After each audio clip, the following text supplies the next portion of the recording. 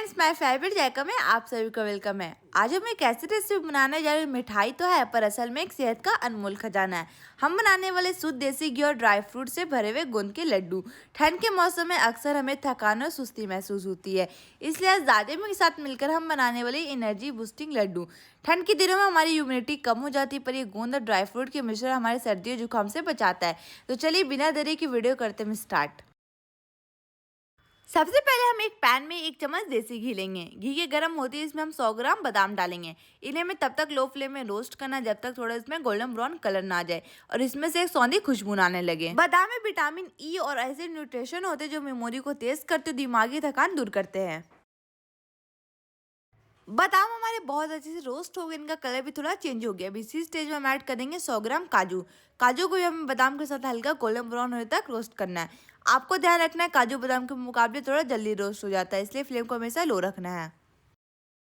काजू में healthy fats और प्रोटीन होते हैं जो बॉडी को तुरंत एनर्जी देते हैं, जिससे ठंड में होने वाली वीकनेस दूर होती है।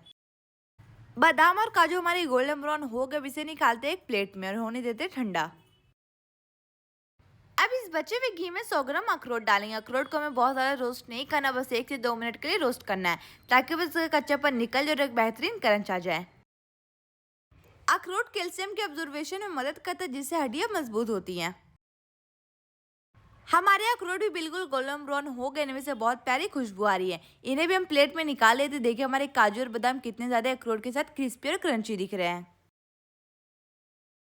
अब हम बचे हुए घी में 100 ग्राम पिस्ता डालेंगे। पिस्ता को हमें बस 1 या 2 मिनट के लिए हल्का सा रोस्ट करना है। इनका कलर इतना प्यारा लगता है कि हमारा लड्डू एकदम रॉयल लुक देगा।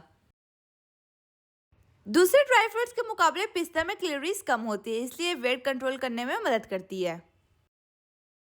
पिस्ता को रोस्ट किए हुए 2 मिनट हो गए। अब इसमें 100 ग्राम किशमिश ऐड करेंगे। किशमिश को बस तब तक चलाना जब तक कि बिल्कुल अंगूर जैसा फूल ना जाए। किशमिश में आयरन बहुत होता है जो बॉडी में खून बढ़ाने में हमारी मदद करता है। दोनों बहुत अच्छे से रोस्ट हो गए। अब इन्हें एक प्लेट में निकालते और ठंडा होने देते हैं। ड्राई फ्रूट निकालने के बाद अब पैन में 200 ग्राम डेसिकेटेड कोकोनट डालेंगे। ध्यान रखिए इसे हम घी में नहीं डालेंगे क्योंकि नारियल में नेचुरली तेल होता है। बस 1 मिनट के लिए लो फ्लेम में इसे रोस्ट करेंगे जब तक इसका कलर थोड़ा क्रीमनेस गोल्डन ना हो जाए। नारियल में गुड फैट्स होते हैं जो हार्ट और दिमाग के लिए बहुत अच्छे होते हैं।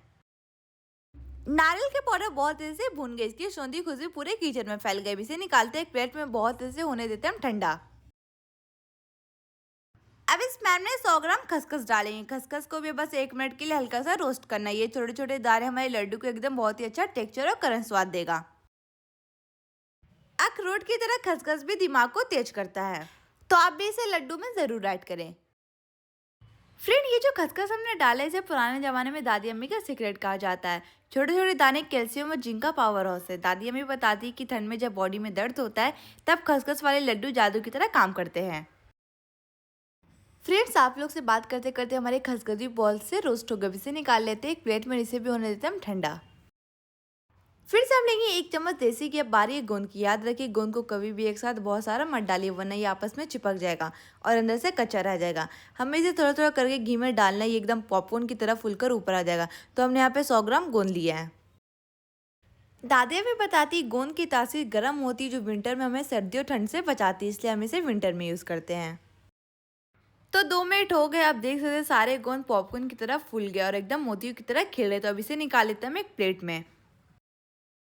प्लेट में निकालने के बाद अब सबसे जरूरी बात है, इसे हम गरम गरम ही क्रश करेंगे। तो हमने यहाँ पे मैसर का यूज़ किया। मैसर की मदद से हल्के हल्के हाथों से मैश करेंगे। मैं आपको इसका साउंड सुनाती हूँ कितना ज़्यादा क्रिस्पी हुआ है।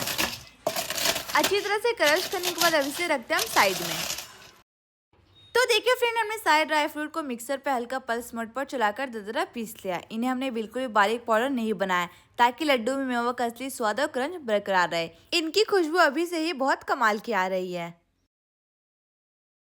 अब हम बचे हुए घी में 50 ग्राम तरबूज के बीज डालेंगे।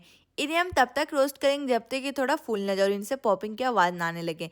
इसका गोल्डन कलर लड्डू को बहुत ही खूबसूरत बनाता है और तरबूज का बीज दिमाग को तेज करने में हमारी मदद करता है। तरबूज के बीज बहुत से गोल्डन ब्राउन हो गए, इसे निकाल लेते हैं एक प्लेट में।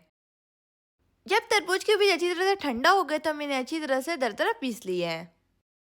अब हम पैन में फिर से 1 चम्मच देसी घी लेंगे। इसमें डालेंगे 100 ग्राम मखाना। मखानों को बिल्कुल लो फ्लेम में रोस्ट करना जब तक कि दम क्रंची ना हो जाए। जब ये हाथ से क्रश करने में टूट जाएंगे तो समझिए तैयार है। मखाने से कैलोरीज कम और फाइबर ज्यादा होते जो पेट को भरा रखते। दादी हमें बताती कि मखाने को हमेशा घी में ही भुनना चाहिए। बिना घी के सिर्फ गर्म होते, घी के साथ ही असली ताकत देते और अंदर से क्रिस्पी होते हैं।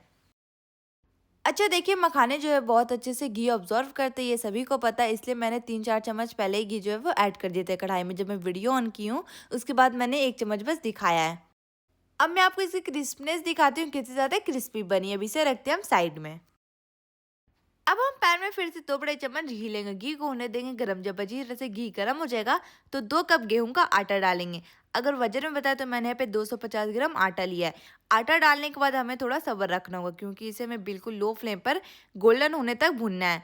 आटे को कभी भी हाई फ्लेम में नहीं भुनना, नहीं तो वो ऊपर से लाल हो जाएगा लेकिन अंदर से कच्चा रहेगा। अगर आपको इस पॉइंट में लग रहा है कि आटा बहुत ज़्यादा सूख गया तो इस पॉइंट में आप घी ऐड कर सकते हैं। फ्रेंड, ये आटा हमारे लड्डू में असली बाइंडिंग का काम करेगा। जब हम लड्डू बनाएंगे तो ये बिखरेगा नहीं। तो गेहूं का आटा जो है बहुत से गोल्डन ब्राउन हो गया, इसमें सौंधी सौंधी खुशबू आ रही, तो अभी इसे रखते हैं हम साइड में। आटा निकालने के बाद अब उसी कढ़ाई में हम 3 चम्मच बेसन डालेंगे। फ्रेंड, बेसन डालने से लड्डू में एक बहुत ही शानदार खुशबू आती है और इसका स्वाद बिल्कुल हलवाई जैसा हो जाता है।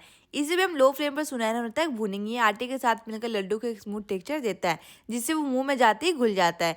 और बेसन भी आटे की तरह बाइंडिंग में बहुत अच्छा मदद करता है। अब हमारा बेसन बिल्कुल रेडी। देखिए इसका कलर कितना ज़्यादा प्यारा है और खुशबू तो पूरी किचन में फैल गई है। अब इसे भी उसी बर्तन में ट्रांसफर कर लेते हैं जहाँ हमने आटा और ड्राई फ्रूट रखा है।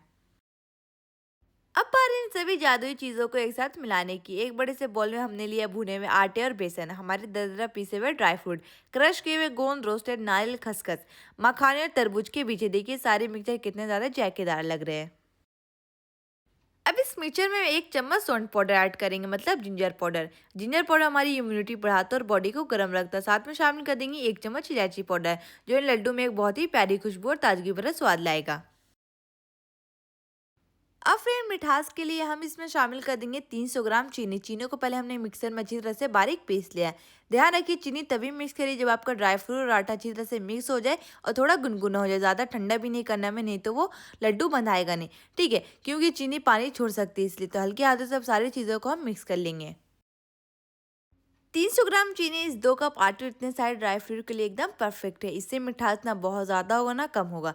चीनी मिक्स करते हुए ध्यान है कि कोई भी लम्स ना रहे। हाथों से मसल मसल कर इस सारी चीज़ों को अच्छे से मिक्स करना है। फ्रेंड्स, अब सबसे आखिरी और ज़रूरी स्टेप, अब इसमें 2 बड़े चम्मच देसी घी ऐड करेंगे। ये घी हमारे मिक्सचर को वो नमी देगा जिसकी वजह से लड्डू बहुत ही आसानी से बंधेंगे और मुंह में जाते ही घुल जाएंगे। घी डालने के बाद इसे जल्दी जल्दी मिक्सचर में मिला लेंगे। मिक्सचर अभी हल्का गुनगुना है, इसलिए हम थोड़ा थोड़ा पोर्शन हाथ में लेकर इसे प्रेस करके गोल लड्डू का शेप देंगे। देखिए 2 चम्मच एक्स्ट्रा घी की वजह से कितने आसानी से ये बन गया। सारे लड्डू को अभी इसी तरह से हम तैयार कर लेते हैं। अब इन लड्डू को और भी शानदार बनाने के लिए इन पर लगाएंगे बारीक कटे हुए पिस्ता और काजू। देखिए हरे पिस्ता सफेद काजू इन सुनहरे लड्डू पर कितने ज्यादा खिल रहे, एकदम हलवाई जैसे लग रहे। कोई बता ही नहीं सकता कि आपने इसे घर पर तैयार किया है। फ्रेंड्स, अक्सर बच्चे ड्राई फ्रूट निकाल कर फेंक देते, लेकिन मैं आपको ऐसी ट्रिक्स दिखाऊंगी जिससे बच्चे लड्डू खुशी खुशी खा लेंगे और आप बच्चों को ऐसे इम्प्रेस कर सकते हैं ना। मजेदार, तो चलिए बताती हूँ। अब हम लेंगे थिनर बिस्किट। अब थोड़ा सा मिक्सचर बिस्किट के ऊपर रखेंगे, इसे हल्का से फैला देंगे।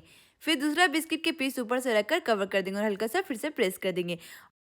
मेरा यकीन मानिए, बच्चे तो बच्चे, आपसे बड़े भी मांग मांग कर खाएंगे। कितने ज्यादा यूनिक स्टाइल से बने हैं। तो फ्रेंड्स, तैयार है हमारे गोंद और ड्राई फ्रूट के शाही लड्डू और ये बच्चों के लिए सैंडविच बिस्किट। उम्मीद है आपको ये वीडियो पसंद आई हो। अगर वीडियो पसंद आई हो तो वीडियो को लाइक और चैनल को सब्सक्राइब करना ना भूलें और मुझे कमेंट करके बताइए आपको ये वीडियो कैसी लगी। मेरी और मेरी दादी अम्मी की तरफ से happy new year. Bye bye.